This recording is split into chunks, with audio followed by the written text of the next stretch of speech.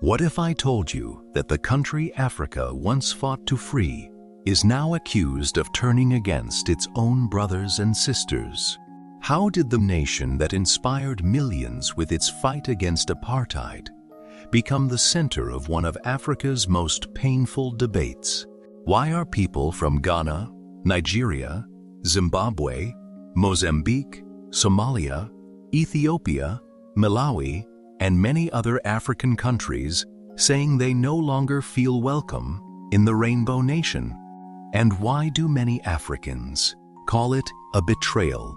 This is not a story about encouraging illegal immigration. It is a story about history, sacrifice, gratitude, disappointment, and a question that divides an entire continent. There was a time when South Africa was not the economic giant many know today. For decades, millions of Black South Africans lived under apartheid, a brutal system that separated people by race, denied Black citizens the right to vote, restricted where they could live, work, or even travel, and violently suppressed resistance. The apartheid government was one of the strongest military and political regimes in Africa. Yet ordinary South Africans refused to surrender. But they were not fighting alone. The rest of Africa stood beside them. Across the continent, newly independent African nations made enormous sacrifices. Countries that were themselves poor welcomed South African freedom fighters. Some gave them passports. Some gave them education. Some gave them homes. Some gave them military training. Some gave them diplomatic support. And some paid with blood. Tanzania became one of the biggest supporters of South Africa's liberation struggle. Freedom fighters found training camps, political support, and safe refuge there. President Julius Nyerere believed that Africa could never truly be free until South Africa was free. When Zambia gained independence, it became one of the headquarters of the liberation struggle. The country hosted liberation movements despite repeated military attacks and economic pressure from the apartheid government. Many Zambians lost their lives simply because their government chose to support South African freedom. Botswana, despite having a small economy and a long border with apartheid South Africa, refused to abandon the struggle. Its support came at significant economic and security costs. Mozambique supported South African liberation movements, even though doing so made it a target for destabilization and conflict. Thousands of Mozambicans paid the price for standing with South Africa. Zimbabwe also provided political and logistical support after gaining independence. The country's leaders consistently argued that apartheid was an attack on all Africans.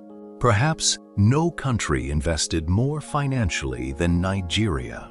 The Nigerian government funded liberation movements, awarded scholarships to South African students in exile, imposed sanctions on the apartheid regime, and contributed millions of dollars to anti-apartheid efforts.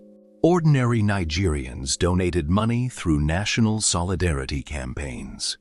Many proudly called South Africa's struggle Africa's struggle. Ghana was among the first African nations to condemn apartheid on the international stage. Its leaders consistently advocated for sanctions and African unity against racial oppression. In 1994, apartheid finally ended. The world celebrated. South Africa became a symbol of hope. People believed that the nation rescued by African solidarity would become a home for all Africans. Millions celebrated the election of Nelson Mandela. It felt as though Africa had won together. Years later, South Africa became the continent's largest destination for migrants seeking jobs, education, business opportunities, or safety. Some arrived legally with work permits, student visas, or refugee status. Others entered or remained without legal authorization. As unemployment, inequality, and crime worsened, frustration grew. Many South Africans believed that foreigners were increasing competition for jobs, housing, healthcare, and business opportunities. Those frustrations sometimes turned into violence. Shops owned by foreign nationals were looted. Businesses were burned. People were assaulted. Some lost their lives. Victims came from many African countries. Importantly, the attacks often did not distinguish between documented and undocumented migrants. Many legal residents, asylum seekers, students, and business owners also became victims because they were perceived simply as foreigners. For many Africans, this is where the emotional wound begins. Their argument is not simply about immigration. It is about memory. They remember that their parents and grandparents sacrificed for South Africa. They remember opening borders when South Africans had nowhere else to go. They remember donating money despite living in poverty themselves. So, when African migrants are attacked today, many ask, "Have we been forgotten?" That feeling of betrayal explains why emotions often run high whenever xenophobic violence makes international headlines. There is another irony that many Africans point to. The architects of apartheid were the white minority government that created and enforced the system the continent spent decades fighting to defeat.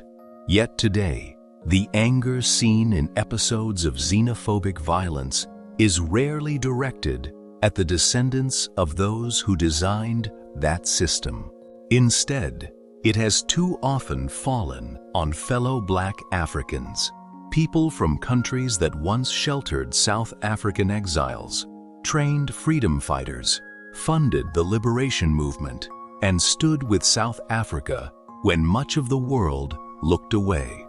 For many across the continent, this is what makes the story so painful. The nations that sacrificed for South Africa now see some of their own citizens becoming targets, not because of what they have done individually, but because they are perceived as foreigners. Whether that perception is fair or not, it is this contrast that leads many Africans to ask a difficult question. How did yesterday's allies become today's victims? Every nation has the right to protect its borders. Every nation has illegal immigrants. The real question is this: if the problem is truly illegal immigration, why do so many victims of xenophobic attacks include people who are in the country legally? Why have documented workers, university students, refugees, asylum seekers, professionals, and business owners also found themselves running for their lives? If the objective is simply to enforce immigration laws, why are shops looted? Why are businesses burned? Why are innocent people beaten? Why are lives lost? Law enforcement removes people through legal processes. Mob violence destroys lives. Those are not the same thing. And here is perhaps the most uncomfortable question of all. Why do these attacks overwhelmingly affect Black Africans from elsewhere on the continent? Why are fellow Africans so often the ones told they do not belong? These are difficult questions, and they deserve honest answers, not slogans. None of this excuses illegal immigration. People should respect the laws of the countries they enter. At the same time, no human being deserves to be assaulted, murdered, or stripped of their dignity because of their nationality or the language they speak. Africa once stood together against apartheid because it believed that the dignity of one African was the dignity of all Africans. Countries with little money opened their borders. Families shared what little they had. Governments risked sanctions, war, and economic hardship. Thousands paid with their freedom. Some paid with their lives. They did not ask whether South Africans were rich or poor. They did not ask whether helping would be convenient. They simply believed that injustice anywhere in Africa was a threat to justice everywhere. Today, many Africans wonder whether that spirit has been forgotten. Has the dream of African unity become weaker than the pressures of unemployment, poverty, and politics? Can South Africa secure its borders without losing the values that made the world admire its struggle for freedom? Can Africans disagree about immigration policy without turning against one another?